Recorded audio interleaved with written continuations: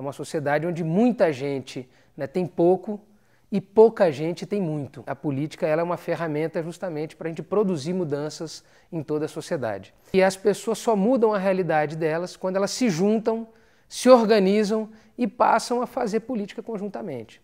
Eu preciso ter uma visão de mundo, eu preciso ter um projeto de sociedade, eu preciso pensar a sociedade então de uma maneira mais integrada, mais globalmente. Pensá-la em todos os seus aspectos, em todas as suas dimensões. E quando a gente passa a fazer política pensando a partir de uma visão de mundo e de um projeto de sociedade, a gente começa a se organizar como um partido, né? Ela tem que ter uma premissa que eu acho que é fundamental hoje quando a gente vai falar de política, né? Que a gente faz política não é para conquistar o poder para o meu grupo ou para a minha visão, né? Se a gente quer realmente transformar o mundo, né, quer mudar o mundo, a gente precisa fazer política, né, para distribuir o poder. Para distribuir esse poder para mais pessoas, porque distribuindo esse poder para mais pessoas, a gente impede que uns se sobreponham sobre os outros, que uns oprimam os outros e dessa forma a gente reproduz uma sociedade desigual. Eu acho que quando a gente fala de política, a gente tem que entender que a política é uma ferramenta, né? Ela não está nem a serviço do bem e do mal, ela é uma ferramenta para a gente, né, articular os interesses das pessoas. Segundo, eu acho que ela é uma ferramenta que, na nossa perspectiva, tem que estar a serviço de produzir mudanças na sociedade. Terceiro, é uma ferramenta, né, que só se realiza e só produz mudanças de verdade na sociedade quando você atua coletivamente, né? Mas essa atuação coletiva ela não pode ser só específica. É óbvio que ela começa sendo específica, mas ela também tem que pensar o todo, ela tem que pensar a sociedade, o mundo, né, na sua totalidade e a partir disso as pessoas coletivamente pensando isso, elas atuam em partidos, né?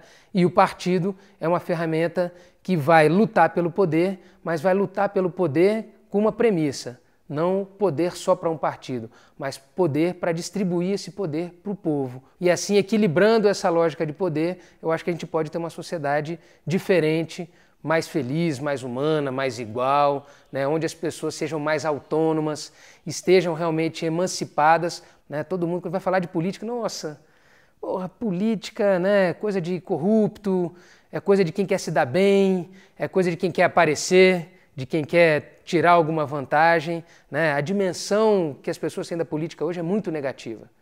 E eu acho que a gente hoje tem que começar a falar da dimensão positiva da política. E qual que é essa dimensão positiva da política? É a gente utilizar a política para melhorar a vida de todo mundo. E quando a gente fala de esquerda, a esquerda são as pessoas, né? Eu ainda pelo menos acredito nisso, são as pessoas que querem produzir transformação no mundo e querem distribuir o poder, em pedagogizar a política. Se preocupa em colocar a política no cotidiano do cidadão, né? O PT e os militantes se esforçam muito para que as pessoas passem a pegar a política como uma forma, uma ferramenta do próprio cidadão mudar a sua realidade local, sua realidade cotidiana. A gente ainda tinha um rescaldo da ditadura, as pessoas tinham medo de fazer política, porque fazer política podia significar você ser preso, ser torturado, até ser morto, né? E, ao mesmo tempo, a política também era vista como uma coisa muito negativa, também uma coisa dos corruptos. E o PT ele passa a mostrar para a sociedade, para a população em geral, que fazer política era uma coisa positiva e que, ao fazer política, a gente podia mudar, né, a vida de todo mundo, a vida para melhor, né? O PT ganha força e eu acho que chega um determinado momento na década de 90, quando há uma crise da esquerda no mundo todo, com a queda do Muro de Berlim, obviamente que o PT, que tinha vínculo com essas ideias emancipadoras, de transformação, de utopia, ele também balança suas utopias. Partido de sua referência, né? Um partido que eles confiam, né, que conseguiu colocar um trabalhador no poder, né, e ainda tem uma referência muito grande no PT.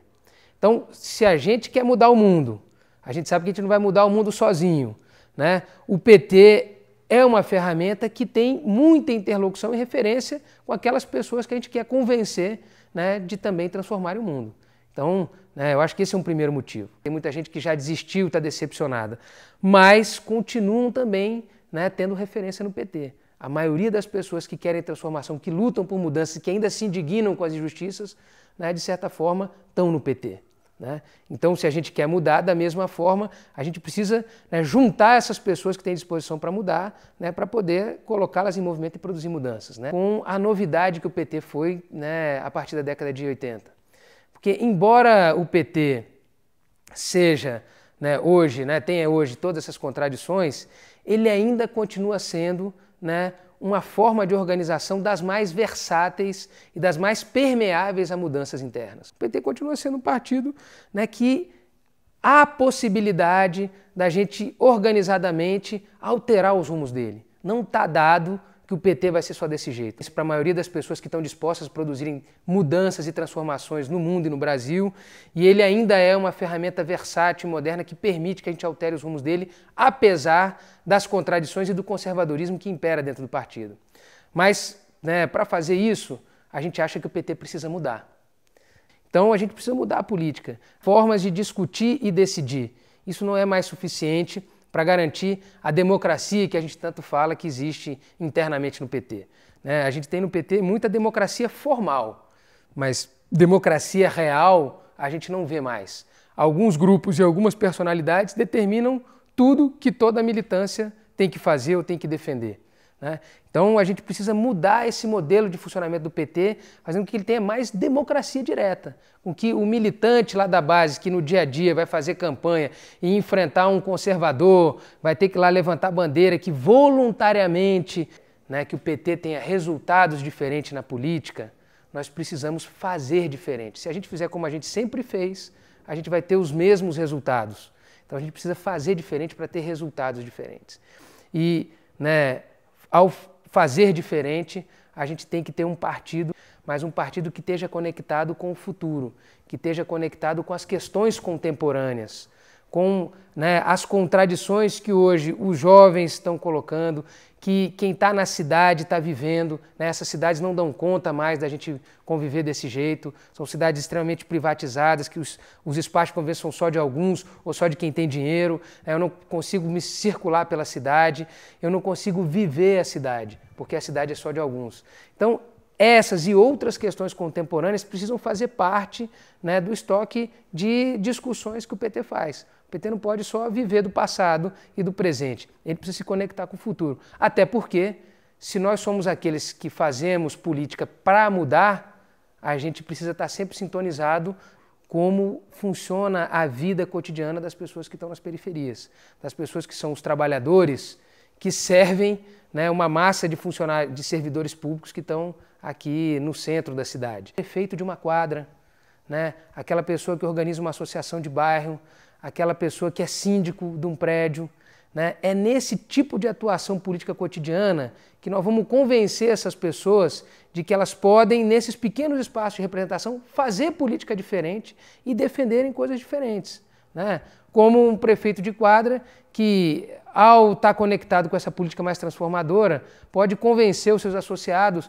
muito, porque não tinha muito o que fazer e todo mundo se envolveu muito com a música, então eu tive uma produção musical interessante, né? Então as pessoas, para afirmarem a sua identidade, né, e, né, se sentirem parte desse território, começaram a afirmar também a sua identidade local e falar das suas cidades e gerar sua cultura própria nessas cidades também muito incipiente. Então, acho que esses são processos importantes da gente pensar, né, se a gente quer realmente ter um projeto ousado e transformador aqui para o Distrito Federal. Se a gente não pensar essas questões, nós vamos continuar sendo, né, um governo que faz mais do mesmo e que não se conecta com as contradições reais, né, desse território que é o Distrito Federal.